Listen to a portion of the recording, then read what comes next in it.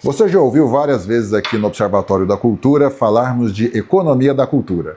Hoje nós trazemos um exemplo aqui onde a cultura salvou a economia. É o exemplo do Mercado Novo de Belo Horizonte, um estabelecimento comercial que apostou na cultura para revitalizar o espaço e transformar ele economicamente viável. Quem está comigo é o Luiz Castro.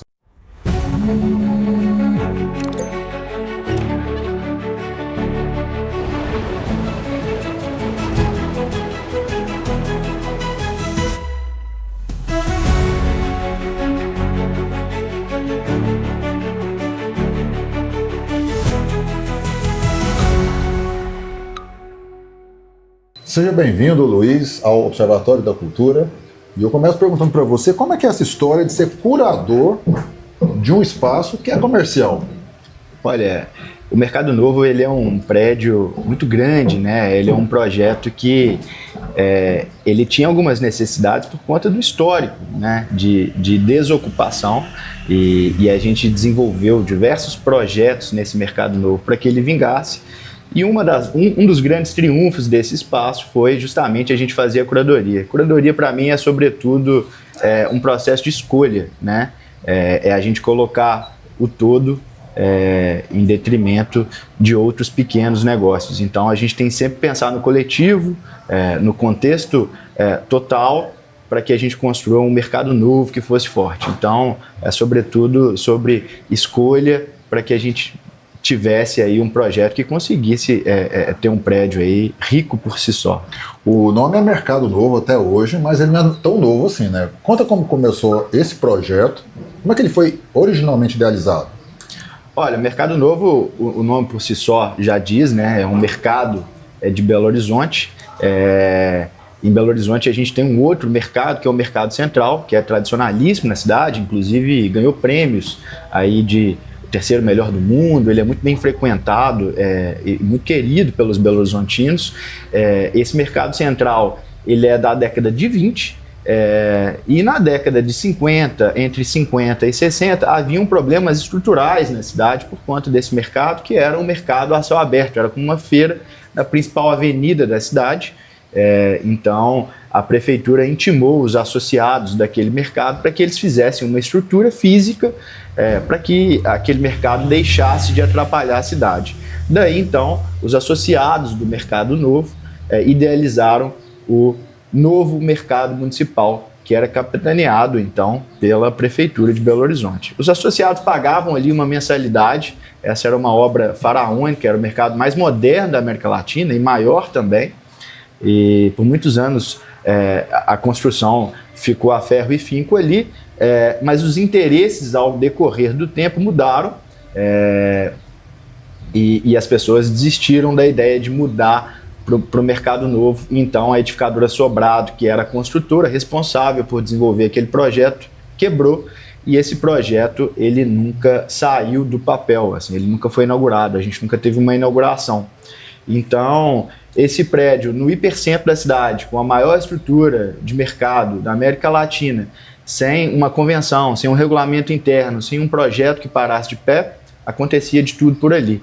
Não existia regra, as pessoas iam e por muito tempo, por falta de telhado, de infraestruturas básicas, esse espaço ele sempre foi muito reconhecido por ter um aluguel barato e ser um entreposto ali do Ceasa, que é o centro de distribuição de alimentos da cidade. Então, com esse mercado sem um projeto, ele sempre foi reconhecido por ter aluguéis baratos, né? Ali no centro da cidade, pela localização e pela facilidade com a cidade. Por conta disso, esse projeto ficou muitos anos aí sem um apoio do poder público, midiático, sem um projeto, sem um reconhecimento da sociedade civil. E a gente foi, ao longo do tempo, desenvolvendo projetos para que a gente conseguisse desenvolver e encontrar a verdadeira vocação para esse mercado. Em 2009, a gente começou um projeto que viria a ser uma perna da Feira Hippie. A Feira Hippie, em Belo Horizonte, é uma grande feira na principal avenida da cidade, que é uma feira de artesanato local, onde é muito grande ali, tem mais de 1 quilômetro de extensão, onde todos os domingos é uma feira muito reconhecida na cidade e tem muito prestígio, e a gente queria ter uma perna ali dessa feira RIP para que a gente conseguisse colocar alguma coisa nesse mercado que estava subutilizado. A gente tinha ali, em 2009, entre 25% e 30% de ocupação nesse mercado, que é um mercado de 1.200 unidades, um mercado bem grande. E naquele tempo caiu uma chuva torrencial na cidade e a gente tinha diversos problemas estruturais, o telhado que tinha improvisado quebrou e aquele projeto acabou não dando certo, e a gente, em cima daquele investimento que tinha feito para essa feira, desenvolveu o Mercado das Borboletas, que foi um espaço cultural para começar a ter um olhar criativo para aquilo, para entender o que podia, o que não podia ser, né? E ali a gente desenvolveu diversos eventos na cidade. Esse mercado das borboletas ficou muito reconhecido como uma casa noturna de entretenimento cultural que durou ali 10 anos. E aí a gente começou a ter umas ideias do que poderia acontecer ali naquele mercado, de entender como fazer para dividir aquele espaço para tornar aquilo um ambiente mais próspero para os negócios. E aí a gente continuou desenvolvendo projetos, e até que em 2016 a gente convidou uma turma para fazer parte do Mercado Novo, a turma da comunidade Velho Mercado Novo, que então foi um projeto que a gente fez em conjunto, onde a gente estudou ali as premissas do espaço, o histórico, a arquitetura, e como contextualizar tudo que tinha ali para a gente envelopar um projeto para que ele conseguisse parar de pé.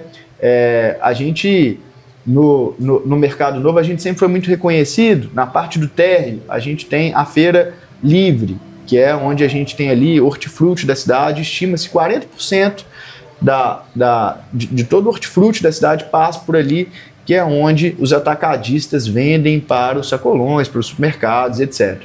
No primeiro piso, a gente sempre teve um polo gráfico muito grande. A gente tem 60 gráficas, e é o maior polo gráfico do Brasil, e desde lá da década de 60, 70, a gente já tinha esse movimento gráfico e das lojinhas ali, muito por conta do preço, da falta de projeto, né, da localização física do mercado.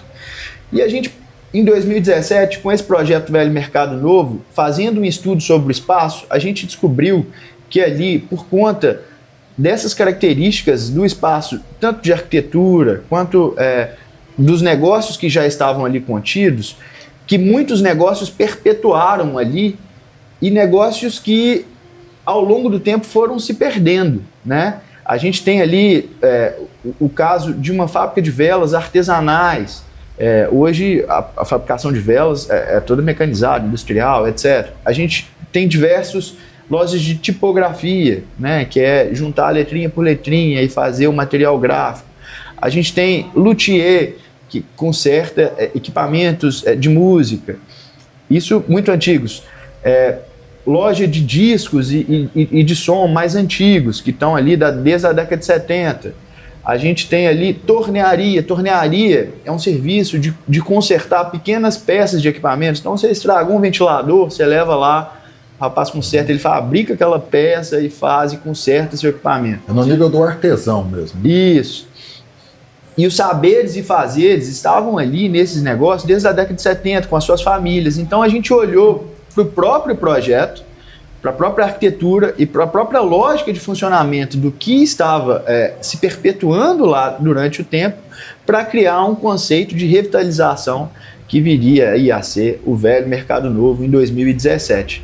Então a gente fez ali um projeto de curadoria, onde a gente escolheu projetos com algumas premissas que já estavam acontecendo lá no Mercado Novo. A gente tem esse polo gráfico de 60 gráficas, por quê? Nenhuma gráfica ela é completa por si só. Cada gráfica ela faz um tipo de coisa. Um faz só o corte, o outro faz só o vinco, o outro faz só o hot stamp, o outro só vende o papel. Com isso, a gente tem um coletivo muito grande que se ajuda e se mantém. E com essa coletividade a gente consegue ter um grande polo que é reconhecido.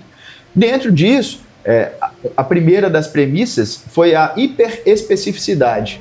Então, dentro de um contexto de gastronomia, entendendo aí essa tendência de mercados gastronômicos no mundo, a gente desenvolveu que cada estabelecimento novo ali no mercado novo, ele deveria fazer um único tipo de coisa e cada proprietário só poderia ter um estabelecimento. Qual que é a lógica disso? Se você vende só o pão de queijo e não vende o suco, por exemplo, essa pessoa ela tem que andar mais 4 lojas para comprar o suco. E no caminho, essa pessoa vai ver uma loja de roupa, uma loja de fotografia, uma galeria de arte. E assim, a gente desenvolveu a estratégia para que a gente ocupasse essas 1.200 lojas. É um prédio de 36 mil metros quadrados e a principal dificuldade que acabou virando o triunfo é justamente fazer com que as pessoas circulem por esse prédio todo. Porque se a gente permitisse que as pessoas montassem ali um restaurante que fosse muito bom, muito confortável, que a pessoa tivesse ali as entradas, o prato principal, a sobremesa, as bebidas, a pessoa ia ficar certamente só em um espaço e não ia rodar para ver o que mais tem a oferecer.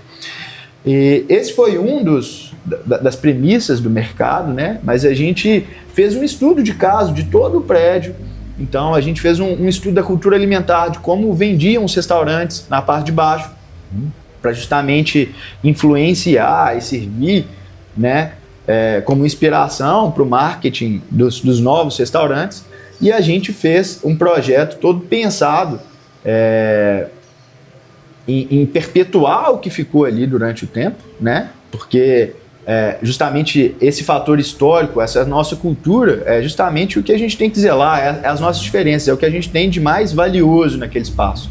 Então a gente fez um espaço para perpetuar os antigos, sem pensar em gentrificação. Então é um modelo precursor aí no Brasil, né? onde se pensa aí a gentrificação de uma forma diferente e contextualizando os negócios para os valores antigos que já estavam ali.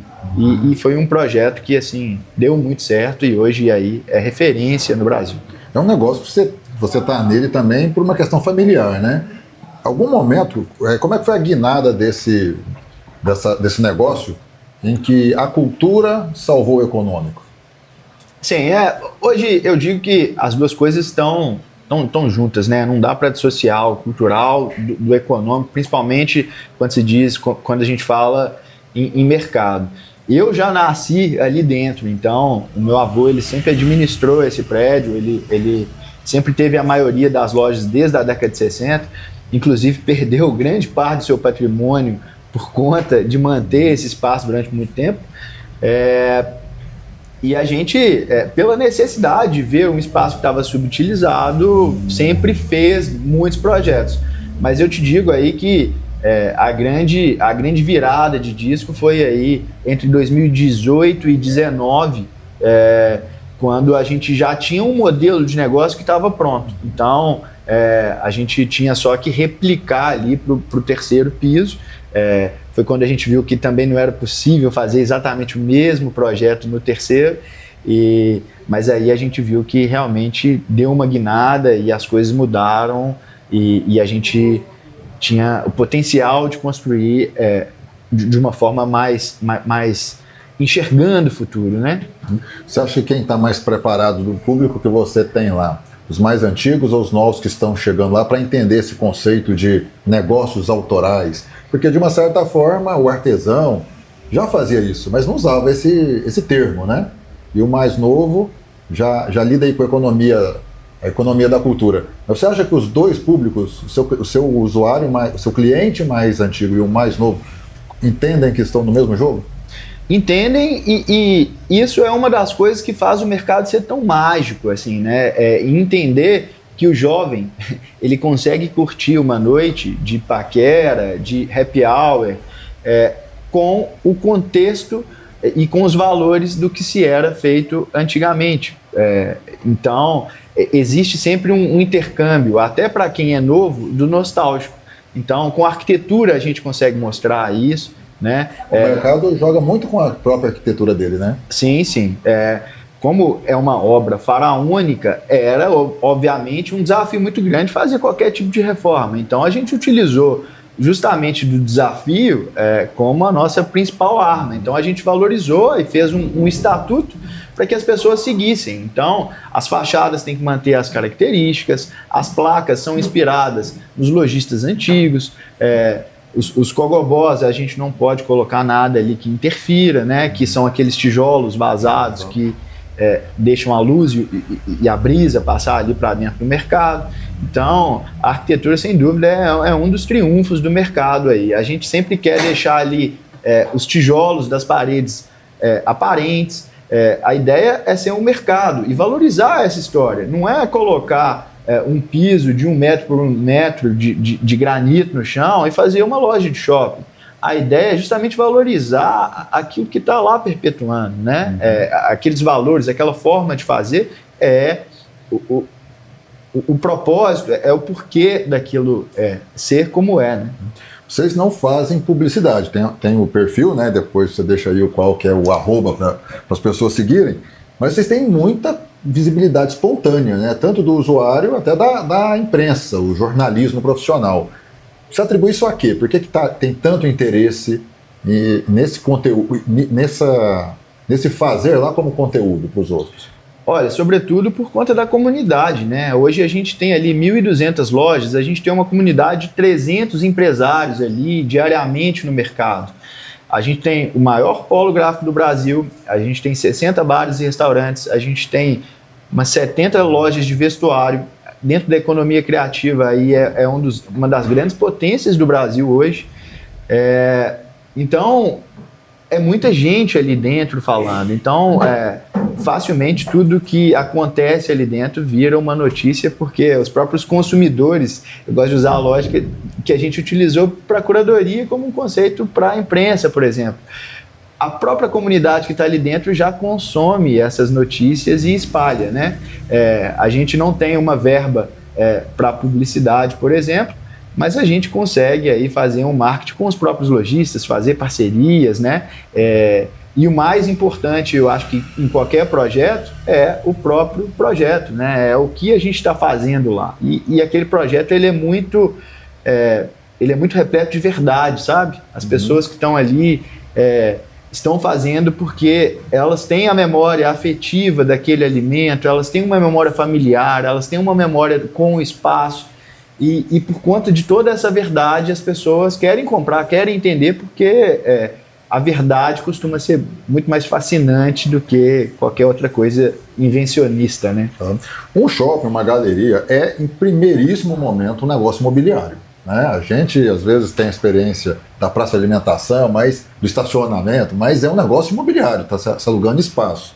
E quando alguém vai montar um negócio, procura um consultor, as próprias redes fazem isso. Como que foi para os seus clientes, em vez de um consultor para alugar 1 metro quadrado, ter um curador sugerindo o que é melhor fazer lá? Alguém se chocou com isso? Sim, e as pessoas se indignavam, né? A gente fez ali um formato eu digo que de incubadora de negócios, né? O mercado das borboletas lá atrás foi um início dessa história de se incubar. O nosso negócio imobiliário, a gente fez uma técnica que é completamente, uma prática que é completamente inovadora no ramo imobiliário, que em 2017 a gente convidou essa turma do velho Mercado Novo para fazer esse estudo, para capitanear e para desenvolver esse projeto junto conosco, e a gente fez ali um conselho inicialmente. Esse conselho tinha um designer, um arquiteto, um especialista financeiro, e outros entusiastas que sempre participavam junto, e a gente, como imobiliário, dava o poder da locação para os próprios locatários do espaço. Então, a gente ali no início alugava novas lojas, desenvolvia junto os projetos, e esses novos lojistas começavam a fazer parte desse conselho, e eles aprovavam novos lojistas. Então, a primeira coisa que se vem na cabeça de uma pessoa que quer alugar é trazer para si todas as possibilidades. E, na verdade, a gente dava para a própria comunidade para entender para que aquilo fosse feito num contexto coletivo, né? Para que o todo fosse acima dos indivíduos sozinhos. E isso gerou muita revolta na época por conta de vários estabelecimentos que eram muito prestigiados na cidade não conseguirem entrar por conta das premissas. Você tinha um restaurante que era muito famoso, que ele não podia abrir porque ele não queria abrir mão de vender as bebidas, ele não queria abrir mão de vender a sobremesa dele, que já era famosa.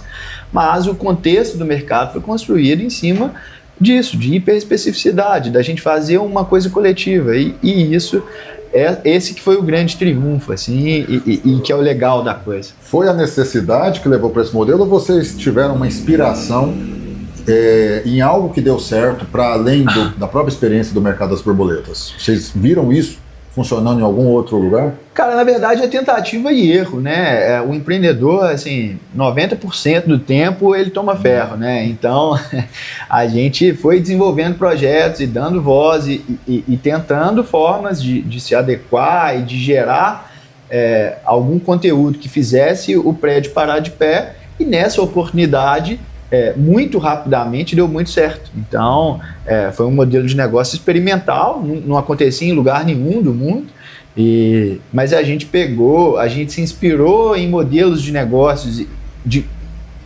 no marketing de outros mercados, pegou algumas coisinhas que a gente achou que fazia sentido, envelopou tudo numa coisa só, e hoje está aí o que é. E já teve caso de quem se inspirou no mercado novo e está tentando replicar isso em outro lugar? Tem também. Tem também. E, poxa, hoje estamos aqui em Paracatu, inclusive para tentar desenvolver outros negócios e tentar tirar da nossa expertise alguma coisa de relevante para que a gente consiga multiplicar e fazer desse modelo de negócio algo que consiga se replicar nas cidades, né, no interior, em outras capitais. Os mercados por si só, eles são uma grande tendência no mundo, né? A gente tem San Telmo no Chile, eu fui num muito legal agora, que é o Tobaloba, em Santiago, no Chile, que ele é totalmente moderno, assim, voltado para o meio ambiente. Tudo é pensado no meio ambiente, assim. Se tem uma concessionária lá, essa concessionária tem que vender carro elétrico, lá se vende bicicleta, lá se fala de esporte. Roupa lá, brechó, o tecido que tem que ser vendido, reciclado, tudo é pensado no meio ambiente, é um grande arranha-céu e é um prédio fantástico assim, de se conhecer. Em Barcelona a gente tem o La Boqueria, a gente tem diversos mercados no mundo e que é uma grande tendência, assim, eles estão muito fortes. A gente se inspirou também no LX Factor, que era uma grande revitalização no centro de Portugal. E naturalmente isso ia chegar no Brasil e em Belo Horizonte, e por conta do Mercado Novo ter sido um dos primeiros mercados com esse modelo de revitalização, naturalmente as pessoas tendem a pegar aí alguns pontos e replicar. Você citou aqui nesse papo que a gente está tendo aqui alguns termos, por exemplo, saberes, fazeres, estudo de caso, a curadoria, o coletivo, a hiperespecialidade, tudo isso, quando a gente junta tudo isso, nos parece que tem um método já. Você acha que já existe um método de fazer do mercado novo? Sem dúvida, sem dúvida.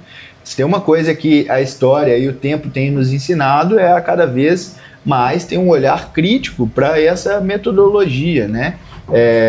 Dentro de cada contexto desse, a gente vai levar novos valores, né? Como a rastreabilidade, né?